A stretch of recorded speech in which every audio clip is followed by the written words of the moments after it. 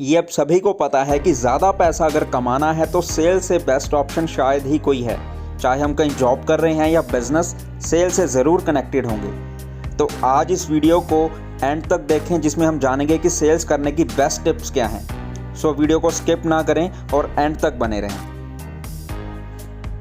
हर एक काम को करने का एक रीज़न क्लियर होता है, एक वाई क्लियर होती है, एक पर्पस होना चाहिए किसी भी काम को करने का, तभी वो अच्छे तरीके से हो सकता है। यहाँ पे हमारा क्या पर्पस होना चाहिए, वो है सेल्स करना। सेल्स करने से अगर पैसा आता है तो क्यों ना करें। Money is not everything but we can buy everything with money.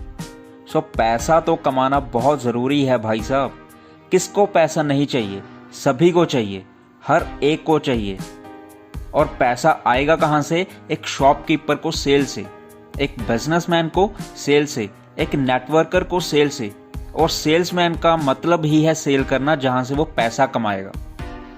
तो जब पर्पस ही हमारा क्लियर है कि बेचने से ही पैसा आएगा, उसमें से मार्जिन आएगा, कमीशन आएगा, तो सेल बताने में किसी को क्यों डरते हैं कि बेचने का काम है।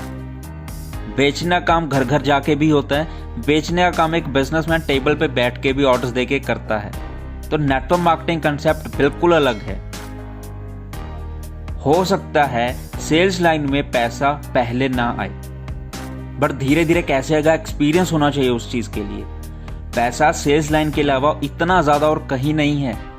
अगर ज्यादा चाहिए तो ये चीज मैटर बहुत करती है कि हम किसी कंपनी में जॉब करके उसकी सेल बढ़ा रहे हैं, या कंपनी ही आपकी खुद की है या मेरी खुद की है।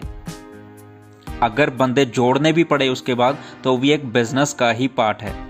तो माइंड में ये हमारा पर्पस क्लियर होना चाहिए कि क्यों हम काम कर रहे हैं, बिकॉज ऑफ सेल्स।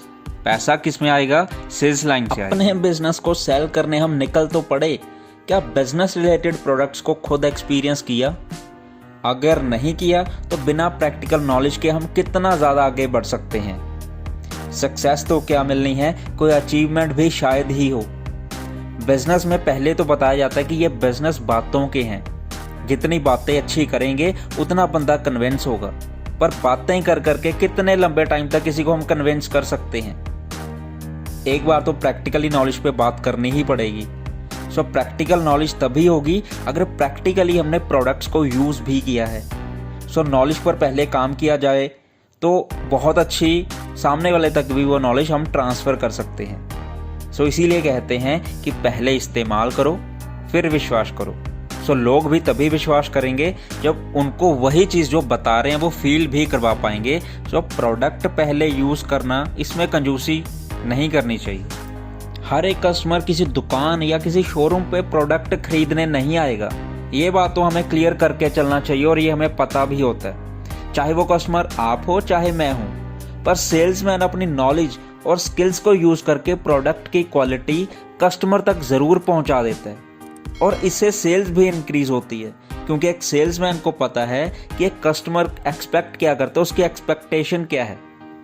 एंड एक अच्छी कन्वर्सेशन का तड़का अगर लग जाए तो उसके क्या ही कहने। ट्रस्ट बिल्डिंग यहीं से बनती है। तो एक एग्जाम्पल यहाँ पे सेट होता है। यहाँ पे उस चीज़ को आपको एनालाइज करना होगा कि नेटवर्क मार्केटिंग में ये एग्जाम्पल बिल्कुल फिट बैठती है। जब तक हमने किसी पर्सन की नीड समझी नहीं है, उसकी नीड जनरेट कैसे करवा पाएंगे? उसको वही चीज़ बता पाएंगे जो चीज़ एक्चुअल में वो चाहते हैं सुनना। तो अगर पता हो प्रैक्टिकली तो हमारे लिए भी और उसके लिए भी बहुत ज़्यादा कन्वीनियंट होगा और सेल्स इंक्रीज करने में इसकी बहुत ज़्यादा बड़ी हेल्प मिलेगी। सामने वाले की प्रॉब्लम्स अगर हमारे आइडियाज़ या हमारे प्रोडक्ट से सॉल्व हो पा रही है तो इससे अच्छी बात क्या है। प्रॉब्लम्स लेकर तो सभी घूमते हैं, टेंशन्स लेकर सभी घूम रहे हैं, पर उनको सॉल्व करने वाले बहुत कम लोग हैं। प्रॉब्लम सॉल्विंग टेक्निक हमें नेटवर्क मार्केटिंग इंडस्ट्री में बहुत अच्छे से सिखाई जाती है और उसको यूज़ करके हम एक अच्छा नेटवर्क बिल्ड कर सकते हैं और एक अच्छा ट्रस्ट लेवल बिल्ड कर सकते हैं। क्योंकि प्रॉब्लम एक ही है, उसके सॉल्यूशन बहुत जगह से मिल सकते हैं। सामने वाले की नीड समझने के बाद प्रॉब्लम सॉल्विंग में और भी बहुत ज़्यादा हेल्प मिलेगी। क्योंकि जब किसी की नीड समझ ली तो उसको प्रॉब्लम सॉल्व करने में या उसको आइडियाज़ प्रोवाइड करने में या उसकी टेंशन दूर करने में बहुत अच्छे तरीके से हम उसे बता सकते हैं। और जब किसी की प्रॉब्लम सॉल्व कर भी दी तो लाइफ टाइम वो हमें याद रखेगा, और यही तो चाहिए। यही रिलेशन बिल्डिंग बिजनेस में डिपेंड करता है।